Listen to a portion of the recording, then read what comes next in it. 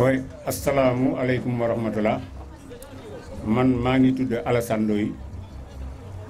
maa jiite liste Suxali ànd Suxali production transport ak commerce Laab Faldiko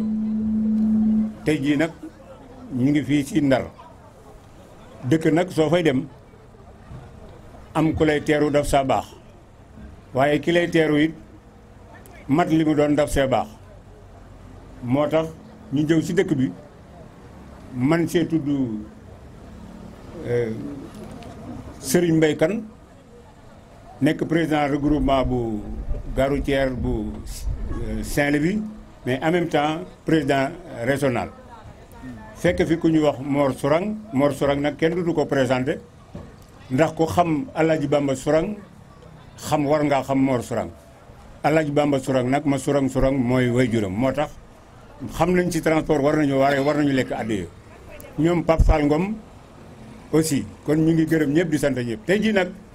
liste bi ñu yor mën nañu ko faram-fàccee ba sénégalais yëpp xam liste bi lan la wund xam nga ànd yàlla moo ko jëkk a sàkku ànd Suxali moom comme ni ñu ko waxe foo ko fekk luy waaj a dee la te ñu koy faj mu bañ a dee mooy Suxali production nag lépp ngi ci biir mbay maa ngi ci biir commerce baa ngi ci biir transport baa ngi ci biir industrie lépp mu ngi ci biir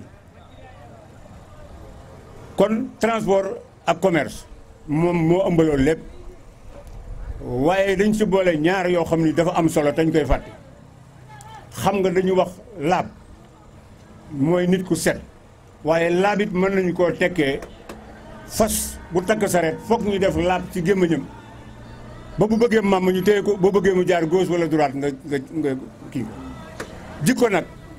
nit ñi dañuy fal diplôme fàtte jikko te jikko dafa am solo si nit ndax yonent bi sax si jikko la ko yàlla fale loolu nag boo gisee ñu décortiquer liste bi noonu bi si des nag mooy liste bi li tax ñu bëgg ñu wateel ko mooy nguur gi fi nekk ñu jàppoon ni ñoom bu ñu ñëwee ñooy tane ñi fi jóge woon waaye ñoom dañoo gën a yées ñi ñu remplace lu tax ñu wax loolu ndax su fekkente ne bi da ngay opposé wu ba yor am réew da ngay xam ne nag léegi yaa góor ne nga bàyyi opposé wu parce que ku dégg Sonko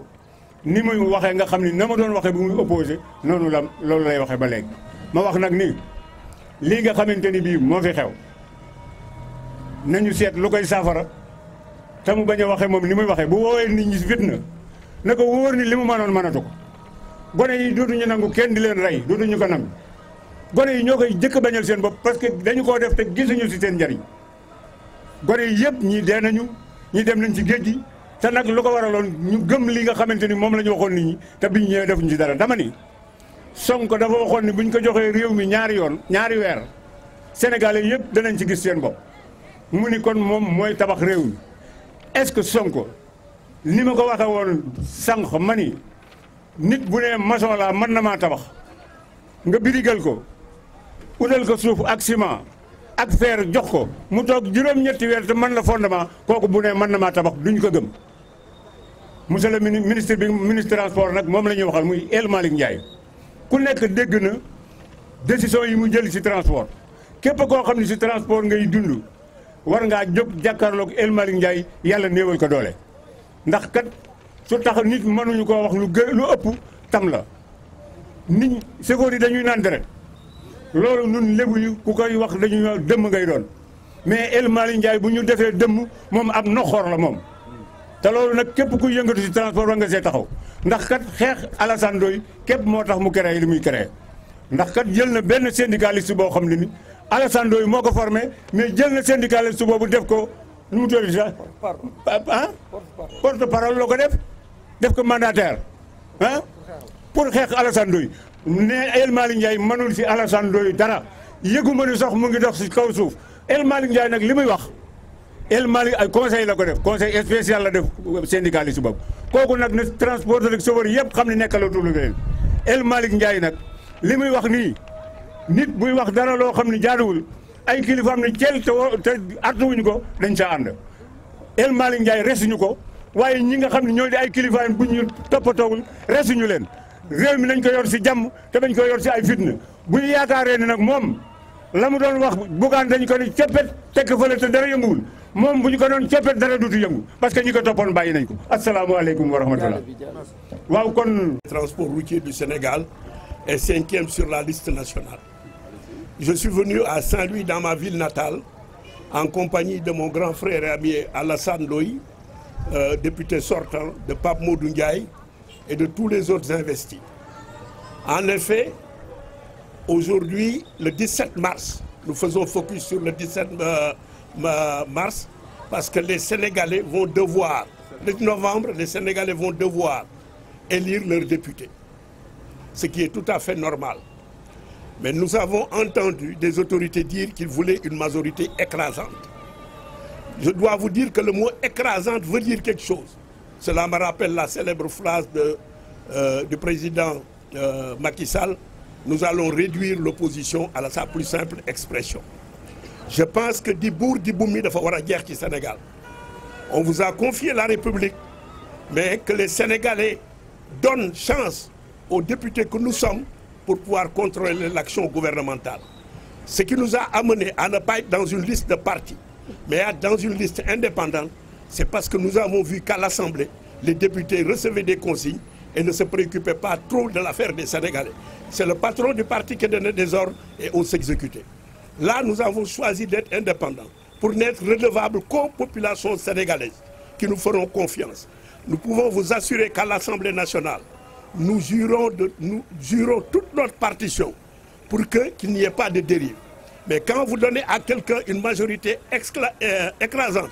vous écartez la possibilité d'installer un dialogue. Puisque quand vous pouvez agir sans les autres, mais vous n'avez pas besoin de dialoguer. Et nous pensons qu'il faudrait qu'on évite de nous placer dans la démarche solitaire du chef. Ce programme qu'ils ont ne va pas être exécuté ou ne va pas atteindre ses objectifs parce qu'ils seront seuls à le faire. Il faudra qu'ils s'activent à cultiver la cohésion nationale parce qu'il faudra tous les fils du Sénégal autour de ce programme pour que ce programme puisse atteindre ses objectifs. Nous disons aux Sénégalais, aujourd'hui, ils vont avoir la responsabilité de dire: nous décidons de faire de quelqu'un bourg et boumi, c'est-à-dire nous allons nous écraser et ils vont être dans la domaine solitaire du chef. Et il est évident qu'un individu, que quelqu'un qui n'a pas une opinion contradictoire en face de lui peut faire des dérives. Donc aux Sénégalaises et aux Sénégalais, je dois dire qu'au moment où vous serez dans les urnes, prenez votre responsabilité. Ne soyez pas partisans, votez pour la liste And Suxali, production, transport et commerce. Là,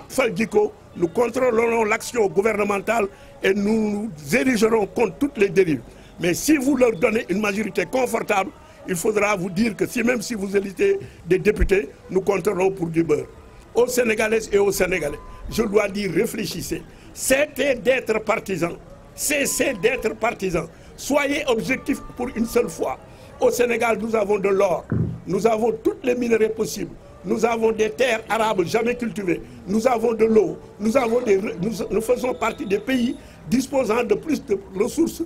naturelles d'eau sous la terre. Et aujourd'hui, les enfants prennent des embarcations. Ils vont à l'aventure pour se réaliser. Est-ce que les autorités d'alors avaient dit et avaient posé les actes nécessaires? Est-ce qu'aujourd'hui, les autorités d'aujourd'hui sont en train de poser les actes et d'avoir le discours nécessaire? La Faldiko a compris que pour Suxali production, transport et commerce, il faut des lois innovantes qui puissent impacter dans l'économie, booster l'économie et donner aux enfants l'espoir de rester dans le pays et de s'y réaliser. Amadou Moustapha Ba est un homme remarquable. C'est un orfèvre des finances. C'est un homme affable, courtois, mais ferme dans ses positions. J'ai eu la chance d'avoir des amis en commun avec lui. Le témoignage que son ami Moustapha Lo m'a fait, il m'a dit: voilà un homme qui a rempli sa mission et qui a fait tout ce qu'il devrait faire avec les humains. Maintenant, nous ne pouvons que prier Allah subhanahu wa ta'ala pour qu'il le reçoive dans son paradis et qu'il le gratifie de tous les honneurs. Amen.